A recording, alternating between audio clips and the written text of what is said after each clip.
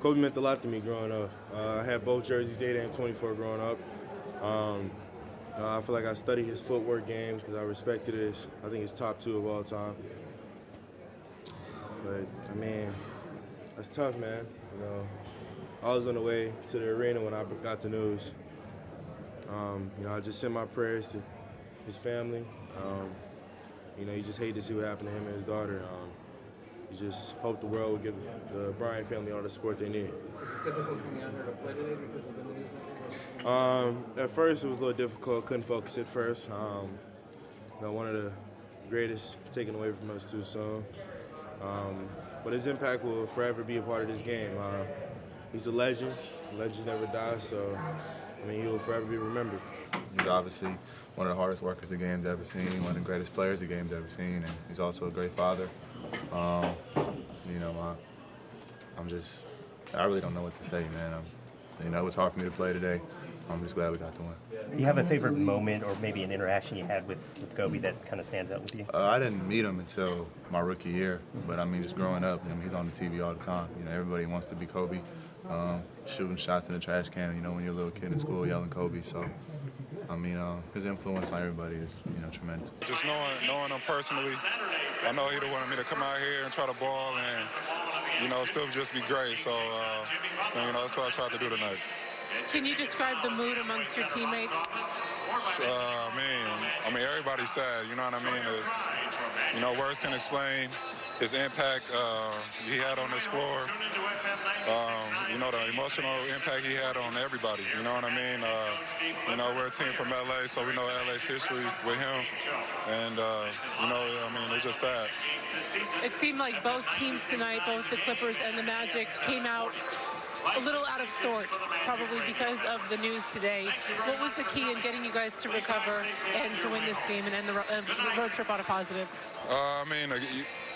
Before the game, we ran out the clock 24 seconds, for Kobe, and then they got a half-court violation, 8 seconds to do a tribute towards him. So, just things like that would just, keep the game out of whack. And, like I said, just, you end up getting your adrenaline running, and you just got to play basketball. That's our job. But, it's sad. He's going to be missed. We got it, I think, as I was walking into the arena. So, again, just for me being from LA and growing up watching him and being a Laker fan growing up, and just what he did for the culture of basketball for so many years, and not only that, but for the world, it's a sad day. I guess in my heart, Kobe would want us to beat the Celtics, so that was a good win. But man, just so much prayer to him and his family. Just to find peace in this situation, I couldn't imagine. My first game back home, my rookie year, I got 6 stitches. Bit on the pump fake, and he elbowed me. That was like my first Kobe experience. You know what I'm saying? So to be able to experience that, how tough he was. There's also another one here where I think he tore his rotator cuff and shot that fadeaway left-handed. I think I told Frank on the bench that I was sitting looking directly at it, and he just turned around with his left hand. It was amazing, man. So he'll be missed. I was shocked, especially when one of our legends passes away like that. It's always makes everybody wake up in the world and be more appreciative of things that we have around. He was a role model for me growing up. I think he was for a lot of people. Shooting the paper in the trash can, we always say Kobe. The fadeaways on the basketball floor, you yell Kobe. So he was a big inspiration for a lot of people growing up. Where were you when you found out? Were you on the way here? Were you already here? Yeah, I was walking out my house, and my brother told me. You hear stories all around. We didn't want to believe it was true. When we got here, we pretty much knew. First of all, on a very emotional day for you, Trey, give us some of your thoughts coming out here on the court. Congratulations on the win. Man, today was a tough day to play basketball. My condolences go out to Vanessa and the Bryant family. It's a tough day to play. I just wanted to go out and play for him. For this game ourselves, back on January 10th, we had a tough day up in Washington, D.C., a game you guys thought you should have won. So how much was that on your mind as we go and have a 47-point second quarter? That's the biggest quarter the Hawks have had in 23 years, man. Yeah, no, that's cool. That's all those numbers and stuff is cool. What we did up there wasn't. I mean, we felt like we should have got a win, but man, we didn't play. We didn't have a lot on our mind besides Kobe. And Gigi and everybody in the accident, we just wanted to go out and play hard, had that Mamba mentality, and go out and play hard. That's all that was on our mind. And obviously, being close to the family, this is such a tough situation for the entire sports world. It's a global story, but I know for you personally, because you guys had such a great personal relationship. Yeah, we were starting to build a really good relationship. I mean, I talked to him a couple of times. I mean, he's only been to 3 games this year, and 2 of them were ours. His daughter was a big fan of mine, man. This is a crazy day. Play basketball. Man, I don't have a lot to say. You know, I've known Kobe since he was 15 years old, and I was 16, playing AAU basketball. And we go through 18 years of competing and talking junk and about to fight each other and congratulating each other and hating each other, enjoying each other in 18 years. And it's tough to pick one. And you know, I don't want to disappoint you when I come up with one, but I mean, one of the ones is, I think, playing against him for the last time, I want to say in Memphis, our last battle. Just remember talking with him during and after, because we didn't have a lot of conversation during the game often, and if it wasn't friendly, even though we played against each other, and that's what I enjoyed, and that's just what it was. But I think just talking to him and just, you know, I remember asking him, was he ready to retire? He's like, he's ready, you know, and I was like, how are you going to handle it? You know, after 20 years of doing something, you know, how do you handle it? He's like, I'll be okay. He's ready, and he said he's gonna figure out. Move forward to when we had a conversation in New Jersey after the game. Kind of revert back to that conversation, and I was like, how is it? He's like, he was the happiest he's been, and you know, getting the opportunity to see his girls grow up,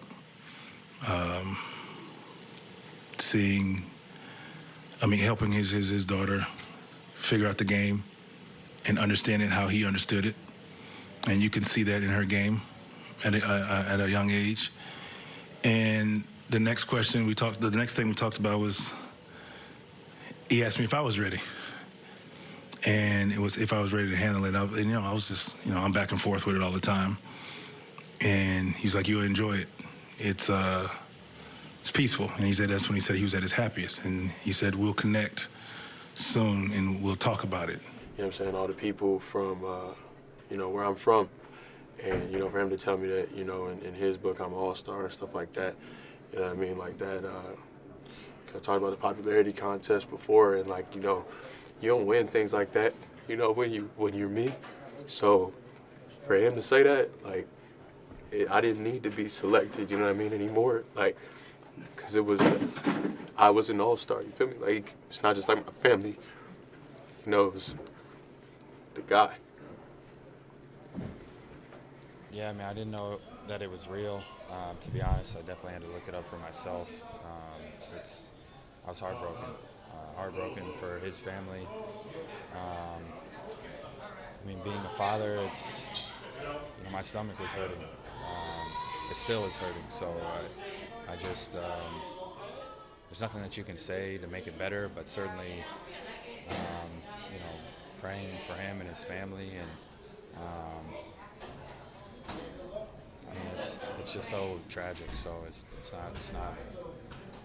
It was tough today. It was definitely tough. I've had a relationship with him, and he's been nice enough to, you know, take his time. It took his time out and then showed me things, would text me, the message that he sent me, and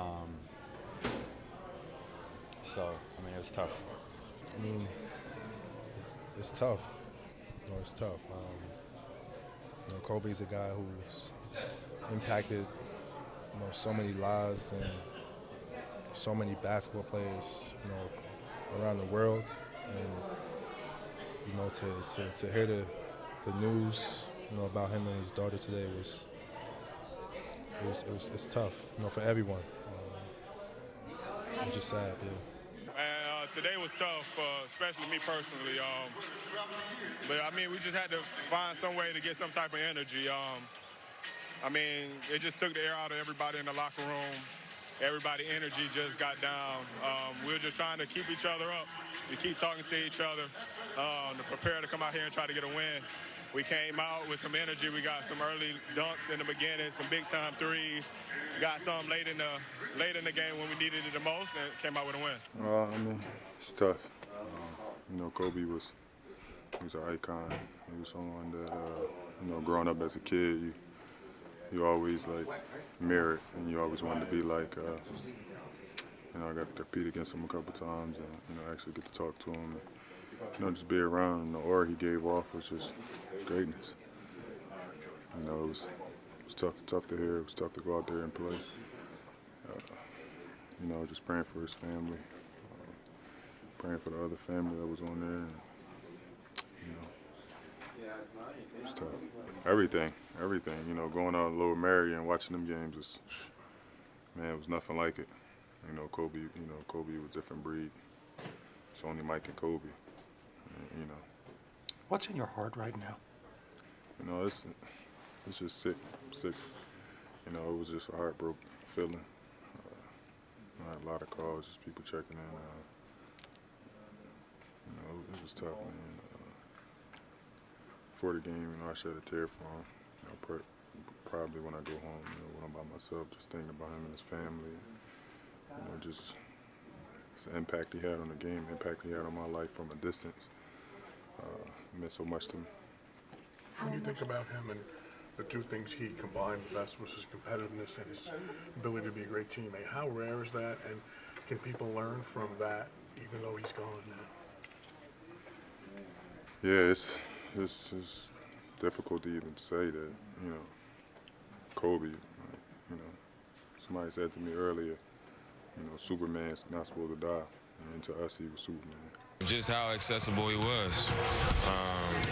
You know, my first All-Star game in 2014, I think it was, I sat next to him pretty much the whole game. I didn't play a lot, and he was hurt, but he was on the team.